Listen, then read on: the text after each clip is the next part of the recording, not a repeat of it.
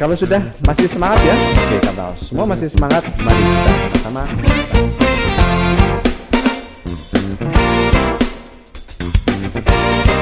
Bismillahirrahmanirrahim. Assalamualaikum warahmatullahi wabarakatuh. Alhamdulillahirabbil alamin. Shalatu wassalamu ala asyrofil anbiya'i wal mursalin wa ala alihi wa ashabihi ajmain, amma ba'du. Adik-adikku di rumah dimanapun adik-adik berada, alhamdulillahirabbil alamin, puji syukur kita panjatkan kehadirat Allah Subhanahu wa taala yang telah melimpahkan rahmat dan hidayahnya bagi kita semua, sehingga pada siang hari ini kita masih diberikan kesempatan untuk bertemu, bertatap muka walaupun dipisahkan oleh jarak, tapi insya Allah ilmu yang disampaikan itu nanti akan tetap bisa kita pahami bersama-sama ya, seperti itu. Adik-adikku kelas 9, alhamdulillah kita berjumpa lagi ya. Atas minggu kemarin kita sudah ada libur panjang, tapi alhamdulillah semua itu tidak akan mengurangi semangat kita dalam menuntut ilmu di sekolah kita tercinta ya, seperti itu. Dan saya berdoa mudah-mudahan adik-adik selalu dalam kondisi yang sehat tanpa kekurangan suatu apapun. Jadi kunci hidup sehat nanti adalah kita tetap menjaga pola makan, kita tetap menjaga protokol kesehatan, apalagi di tengah-tengah kondisi pandemi yang seperti ini, yang menuntut kita harus disiplin dalam menjaga kesehatan kita, seperti itu. Adik-adik yang saya sayangi dan yang saya banggakan, sebelum kita mulai, terlebih dahulu saya sampaikan bagi adik-adik yang belum mengambil buku paket, silakan nanti bisa menghubungi wali kelasnya, seperti itu. Karena untuk pembelajaran pada video ini nanti kita akan sama-sama belajar tentang prakarya, dan buku prakarya itu sudah ada di sekolah ya. Jadi seperti apa bukunya? Iya, seperti ini ya. Tara, ini bukunya. Menggunakan buku kurikulum 2013 edisi revisi 2018, nanti kita akan belajar bersama-sama. Dari semester 1 sampai semester 2 sudah ada di sini semua ya, seperti itu. Baik adik-adik, untuk yang pertemuan kemarin itu kita sudah belajar ya tentang budidaya ikan konsumsi ya. Nah, kita sudah masuk dalam bab ikan emas, tapi sebelum itu akan saya ulangi lagi di video ini. Jadi tujuan pembelajaran atau kompetensi dasar untuk pembelajaran di video ini nanti yang pertama adalah adik-adik diharapkan mengetahui dan memahami tentang komoditas ikan. Jadi ikannya apa saja, bentuknya apa saja, adik-adik diharapkan paham terkait hal itu ya. Kemudian yang selanjutnya nanti untuk yang komoditas ikan itu ada dua sub bahasan yang akan kita pelajari. Yang pertama adalah jenis ikan, kemudian yang kedua adalah jenis wadah budidaya ya. Jadi jenis ikannya apa, kemudian yang kedua adalah wadahnya itu seperti apa sih gitu kan ya. Itu kan pasti harus kita betul-betul pahami betul-betul ya. Kemudian yang kedua tadi setelah komoditas ikan, nah yang kedua ini adalah tentang teknik budidaya. Jadi kita tidak hanya teori, tapi juga kita mengetahui praktek di lapangan seperti apa ya. Jadi nanti ada dua teknik budidaya. Yang pertama adalah persiapan wadah budidaya, jadi persiapannya seperti apa. Kemudian yang kedua adalah teknik pemeliharaan. Setelah disiapkan wadahnya, kemudian bagaimana cara memeliharanya ya. Jadi dari dua sub bahasan itu nanti ini akan kita rangkum di dalam sebuah pembelajaran yang luar biasa ya di dalam video ini. Tentunya jangan lewatkan video serunya, silakan disaksikan, perhatikan baik-baik, mudah-mudahan adik-adik paham ya, seperti itu. Bila nanti ada pertanyaan, silakan adik-adik langsung japri saya di 085326074936. Silakan adik-adik japri di nomor itu. Kemudian adik-adik yang saya sampaikan sebelum kita mulai, mari kita awali dengan membaca basmalah bersama-sama. Bismillahirrahmanirrahim ya. Baik, kalau sudah masih semangat ya. Oke, kalau semua masih semangat, mari kita sama-sama saksikan. Ini dia, selamat menyaksikan.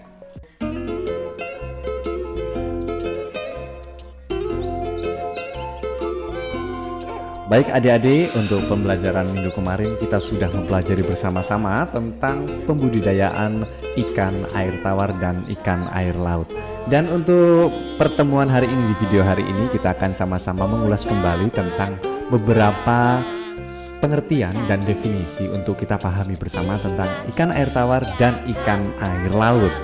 Ya, seperti adik-adik ketahui, Budidaya pembesaran ikan air tawar didominasi oleh ikan mas, lele, patin, nila, dan ikan gurami. Selain jenis-jenis ikan yang banyak dikonsumsi masyarakat Indonesia, ternyata juga banyak dikembangkan jenis ikan lain seperti belut dan nilem. Ikan konsumsi air tawar apa sih yang ada di daerahmu? Oke, untuk mengetahuinya, mari kita sama-sama simak video ini.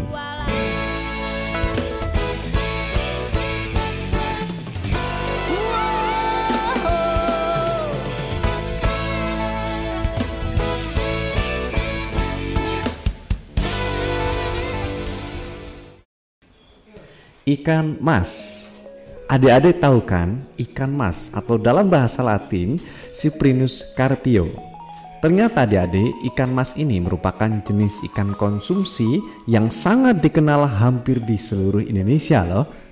Penyebaran ikan mas yang begitu luas ke berbagai tempat didukung oleh cara pembudidayaan yang relatif mudah dan sifatnya yang tahan terhadap perubahan kondisi lingkungan. Ya, wah luar biasa sekali ya. Nama ikan mas ternyata mempunyai sebutan berbeda-beda di tiap daerah. Kalau di Jawa Tengah dan Jawa Timur namanya adalah ikan mas-masan. Kalau di Sumatera Barat ada namanya ikan rayo atau ikan ame. Tapi semua itu namanya adalah sama, yaitu ikan mas. Kemudian ikan mas kalau kita lihat dari segi fisiknya ternyata ini berbadan agak memanjang. Bentuknya pipih dan lunak.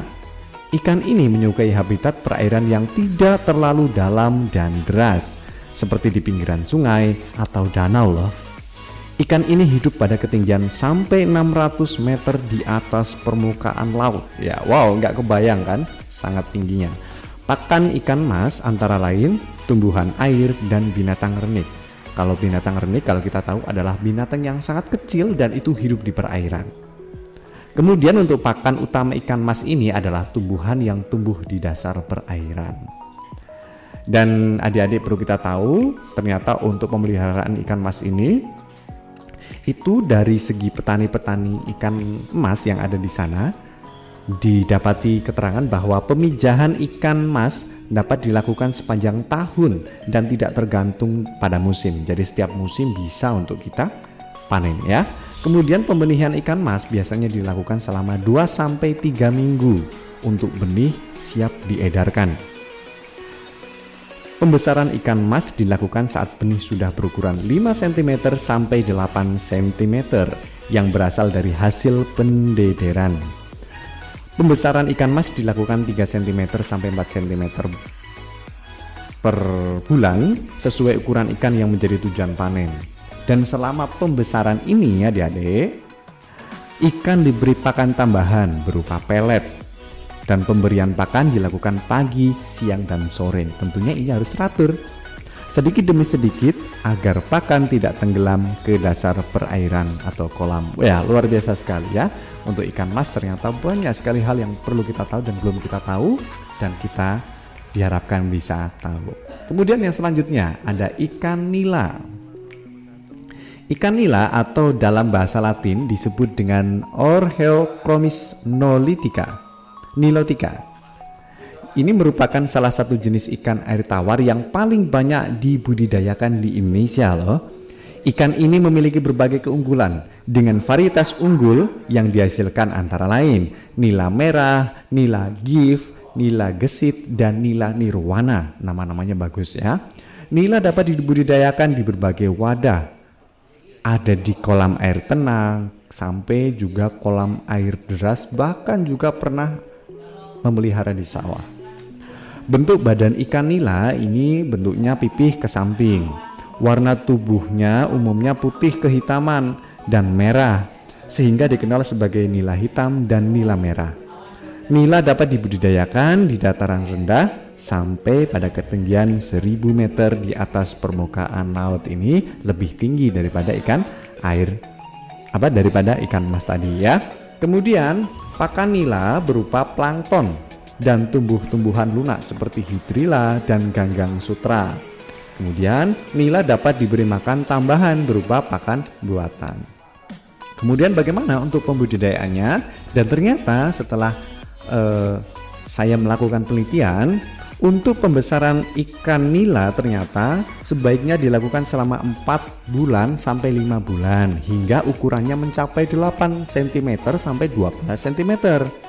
Padat penebaran benih di kolam terpal, jadi kan pakai terpal itu ya yang warna biru atau merah gitu kan.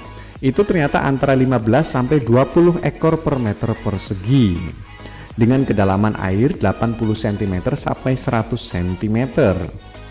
Kemudian untuk pakan sendiri, nila diberi pelet sebanyak 2% sampai 4% dari bobot biomasa ikan dan diberikan 3 sampai 5 kali dalam sehari. Ya, itu nila ya, memang berbeda ya dengan ikan mas.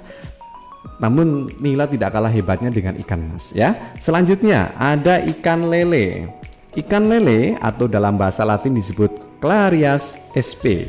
Punya bentuk tubuh panjang, kemudian berkulit licin dengan kepala pipih. Mulutnya berada di ujung atau terminal ya, dengan 4 pasang sungut, sirip ekor dan perut membundar. Lele ternyata punya senjata yang sangat ampuh loh, dan berbisa juga ya, berupa sepasang patil yang berada di sebelah depan sirip dada. Jadi hati-hati kalau adik-adik manen lele atau megang lele, hati-hati kena patilnya ya. Kemudian selanjutnya, ternyata fungsi patil itu selain sebagai senjata, patil juga dapat dipergunakan untuk melompat dari kolam atau berjalan di atas tanah. Walking catfish, itu kalau dalam bahasa asingnya. Kemudian adik-adik, ternyata lele dapat hidup di semua perairan air tawar, di sungai yang airnya tidak terlalu deras seperti danau, waduk, rawa, serta genangan kecil. Genangan loh ya, bukan kenangan. Lele mempunyai alat pernafasan tambahan yang disebut labirin. Jadi labirin ini adalah alat pernafasan tambahan punyanya lele. Dan labirin ini terletak di bagian depan rongga insang. Alat ini memungkinkan untuk mengambil oksigen langsung dari udara sehingga lele dapat tahan hidup di perairan yang airnya mengandung sedikit oksigen. Kemudian setelah saya melakukan penelitian, ternyata mengenai pakan lele ini sendiri berupa pakan alami dan buatan. Ternyata ada 2 yang bisa diberikan kepada lele, alami dan buatan. Pakan alami seperti cacing, kutu-kutu air, jentik-jentik atau larva, dan siput kecil. Lele ini ternyata termasuk jenis karnivora atau pemakan daging. Selain itu adik-adik, kita tahu juga ternyata untuk yang pakan buatan yang baik untuk lele ternyata adalah yang banyak mengandung protein hewani. Dan lele ini hidup dengan baik di dataran rendah sampai daerah perbukitan yang tidak terlalu tinggi. Pertumbuhan lele agak lambat apabila suhu tempat hidupnya terlalu dingin. Kemudian untuk pemanennya sendiri atau sistem panennya, lele itu sering dipanen pada umur 3 sampai 4 bulan dengan berat rata-rata 200 gram per ekor. Ya, luar biasa sekali untuk lele, dan kita sering menjumpai lele. Kadang kalau di rumah-rumah makan ya, pasti ada lele dan sebagainya. Nah, ternyata kita juga perlu tahu tentang budidaya lele. Selanjutnya terkait ikan yang selanjutnya adalah ikan patin. Nah, ikan patin atau dalam bahasa Latinnya adalah Pangasius sp. Ikan ini termasuk kelompok ikan catfish yang dapat hidup di perairan dengan kandungan oksigen relatif rendah. Patin sangat responsif terhadap pakan buatan serta memiliki pertumbuhan yang cepat, sehingga termasuk jenis ikan yang berukuran besar. Warna tubuh ikan patin bagian punggung keabu-abuan atau kebiru-biruan, dan bagian perut berwarna putih keperak-perakan. Ukuran kepala patin ini relatif kecil, dengan mulut terletak di ujung agak ke bawah. Pada mulut patin terdapat 2 pasang sungut pendek yang berfungsi sebagai peraba. Pada sirip punggung terdapat satu jari-jari keras yang berubah menjadi patil yang besar dan bergerigi. Pada sirip dada juga terdapat 1 jari-jari keras yang juga berubah menjadi patil. Dan adik-adik, kita tahu bahwa patin ini merupakan jenis ikan omnivora, yaitu pemakan segala. Dan ikan ini cenderung menjadi karnivora atau pemakan daging. Dan kita tahu di alam patin makan ikan-ikan kecil. cacing, serangga, biji-bijian, tumbuh-tumbuhan, rumput-rumputan, dan udang kecil. Kemudian dalam pemeliharaannya, patin dapat diberi pakan buatan. Yang penting dia diberikan pakan, tapi yang lebih disukai patin adalah pakan buatan. Kemudian selanjutnya adalah ikan gurami. Kita tahu banyak ikan gurami di sekitar kita, dan kita juga perlu tahu sebetulnya apa sih ikan gurami dan bagaimana cara pembudidayaannya, gitu kan. Ikan gurami atau dalam bahasa Latinnya Ospirenius guirami, di kalangan pecinta menu masakan dikenal sebagai ikan mewah dengan harga jual tinggi dan cita rasa yang tinggi. Daging ikan gurami sangat renyah dengan sedikit duri. Gurami banyak dibudidayakan di Pulau Jawa, kemudian Kalimantan, dan Sumatera. Sebutan ikan gurami ternyata adik-adik ini sangat beragam di setiap daerah. Contohnya, gurami atau gurami itu sebutan di Jawa. Kalau di Sumatera namanya ikan kaloi, dan kalau di Kalimantan namanya ikan kala. Adik-adik, gurami ternyata berkembang dengan baik di daerah dataran rendah. Ketinggian lokasi yang cocok untuk budidaya mulai dari 0 sampai 800 meter di atas permukaan laut dan suhu 24 derajat Celcius sampai dengan 28 derajat Celcius. Ternyata gurami peka terhadap suhu rendah, sehingga tidak produktif dibudidayakan di daerah suhu rendah. Gurami memijah pada umur 2-3 tahun. Produktivitas telur meningkat di musim kemarau. Telur gurami akan menetas dalam selang waktu 10 hari, dan gurami di sini sangat menyukai perairan yang jernih, tenang, dan tidak banyak mengandung lumpur. Adik-adik, setelah saya melakukan penelitian, ternyata gurami termasuk jenis ikan omnivora atau pemakan tumbuhan dan daging. Tumbuhan yang biasa dimakan yaitu azolla, kangkung, dan daun talas. Juga ada pakan buatan yang terbuat dari pelet, ya. Pemberian pakan dilakukan sebanyak-banyaknya. Pembesaran ikan gurami menggunakan benih dengan berat minimum 100 gram per ekor. Pembesaran dilakukan sampai berat ikan gurami minimal 500 gram atau lebih sesuai keinginan konsumen. Waktu yang diperlukan untuk mencapai 500 gram per ekor yaitu sekitar 6 bulan.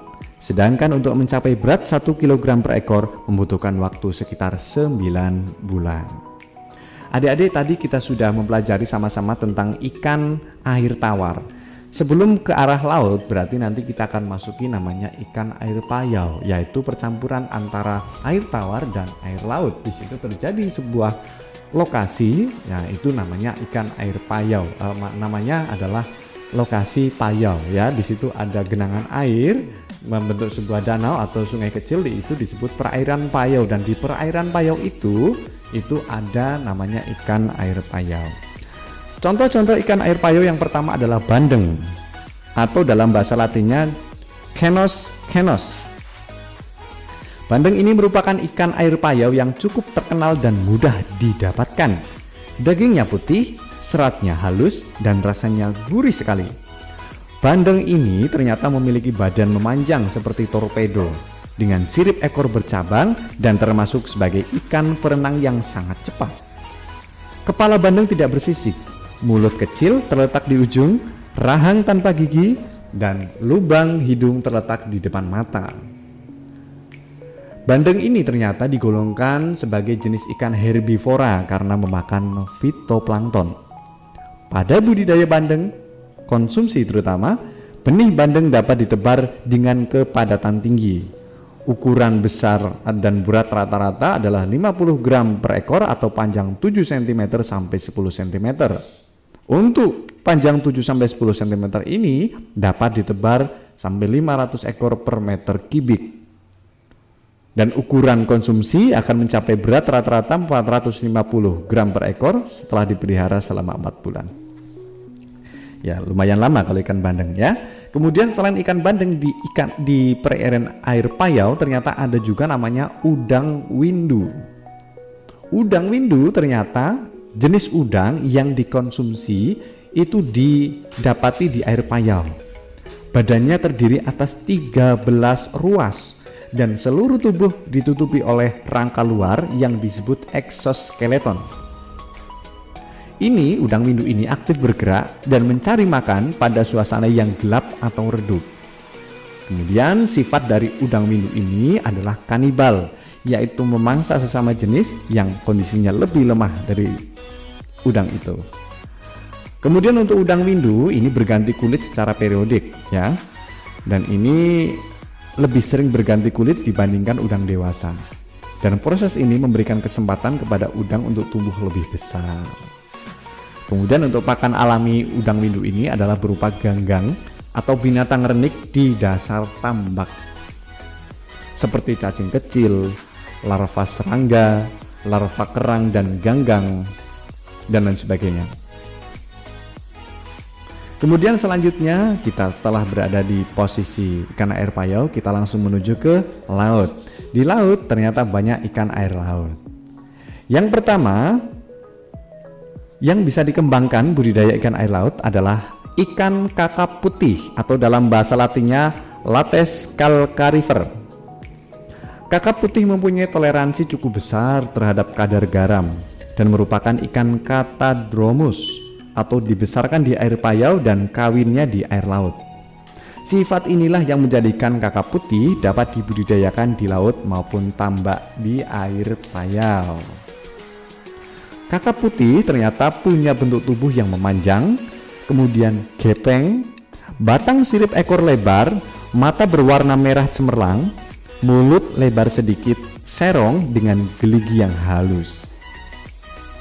Kemudian benih ikan yang sudah mencapai 50-70 gram per ekor, ikan kakap ini selanjutnya dipelihara dalam keramba dengan padat tebar 50 ekor per meter kubik. Tentunya untuk ikan kakap putih banyak sekali dikonsumsi di masyarakat, namun untuk peminatnya tidak begitu banyak karena harga ikan kakap ini lumayan tinggi.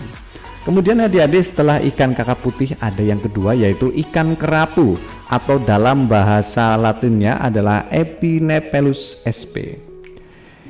Ikan ini dikenal dengan istilah groupers yang merupakan salah satu komoditas perikanan dengan nilai jual sangat tinggi di pasar domestik maupun internasional. Ternyata ikan kerapu punya sifat-sifat yang menguntungkan untuk dibudidayakan loh. Karena pertumbuhannya cepat, dapat diproduksi massal untuk memenuhi permintaan pasar. Selain itu, ternyata dapat juga dipasarkan dalam keadaan yang hidup. Wah, hebat sekali ya. Kemudian kalau kita lihat, kita tinjau, bentuk tubuh kerapu yaitu moncong panjang, memipih dan menajam. Gigi pada bagian sisi terdiri atas 3 atau 4 baris. Kemudian terdapat bintik putih coklat pada kepala, badan dan sirip. Bintik hitam pada bagian dorsal dan posterior. Habitat benih ikan kerapu, terutama jenis kerapu macan, adalah pantai yang ditumbuhi alga, genus Reticulata dan Gracilaria sp. Pada tahap dewasa, kerapu hidup di perairan yang lebih dalam dengan dasar perairan yang pasir berlumpur. Kerapu ini termasuk jenis ikan karnivora dan cara makannya adalah mencaplok satu persatu pakan yang diberikan. Sedangkan pakan yang paling disukai yaitu krustasea, atau ini artinya adalah rebon, dogol, dan krosok. Juga jenis-jenis ikan kecil, ada tembang, teri, dan belana. Itu saja adik-adik untuk materi banyak sekali ikan-ikan yang telah kita jelaskan. Diharapkan adik-adik nanti mampu membedakan jenis-jenis ikan, dan ini semua nanti akan kita cermati bersama-sama di pembelajaran yang selanjutnya.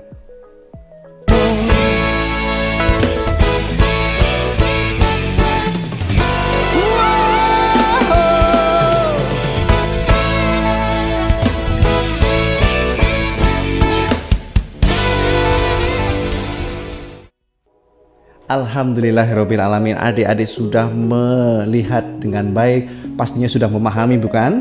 Ya, tentang apa itu jenis-jenis ikannya, bagaimana, kemudian bagaimana teknik budidayanya dan lain sebagainya ya. Adik-adik tentunya sudah paham dan itu merupakan sebuah usaha yang baik ya. Itu juga merupakan sebuah kinerja yang baik dari kita semua adik-adik ya. Saya menerangkan, adik-adik memahami seperti itu, dan diharapkan setelah pembelajaran ini adik-adik bisa langsung mencoba ya, kalau ada budidaya atau apa, kita apresiasi, kemudian kita perhatikan apakah betul sesuai dengan apa yang disampaikan. Nah, seperti itu, karena yang mampu melihat secara real itu adalah nanti adik-adik sendiri di lapangan ya. Seperti itu. Dan dari saya cukup sekian. Bila mana ada pertanyaan, saya ulangi sekali lagi, bila mana ada pertanyaan silakan disampaikan langsung di Japri lewat WhatsApp atau Instagram saya. Nanti kalau misalkan ada suatu hal yang urgent atau apa, juga boleh menelepon saya. Oke, itu saja adik-adik untuk pelajaran hari ini. Terima kasih atas waktunya. Saya doakan mudah-mudahan adik-adik sehat selalu, dan jangan lupa tetap dalam kondisi yang seperti ini, tetap jaga kesehatan, pakai masker, jaga jarak, dan hindari kerumunan ya. Itu saja, mari kita akhiri dengan baca hamdalah bersama-sama. Alhamdulillahirabbil alamin. Billahi taufik wal hidayah. Wassalamualaikum warahmatullahi wabarakatuh. Selamat siang. Na